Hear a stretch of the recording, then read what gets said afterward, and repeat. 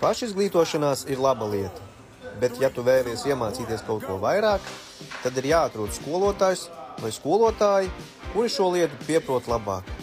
Tāpēc arī es devos uz Viskaļiem, kur atrodas VPK Novusa kluba bāzes vieta, lai satiktos ar Gintu, Kārli un Igoru. Ļoti pozitīvā gaisotnē pavadītais laiks paskrēja vēja spārniem. Puiši neskopojās ar padomiem, kā sist kādu konkrētu kauliņu, kā izvēlēties pareizu leņķi sitienam, kā vilkt, kā slīpēt, kā zāģēt. Kaut kāda galvniecība jau mums tur sanāca. Puišiem roka ir piešauta ne pa jokam, un dažbrīd radās sajūta, ka es tur esmu melns un maziņš.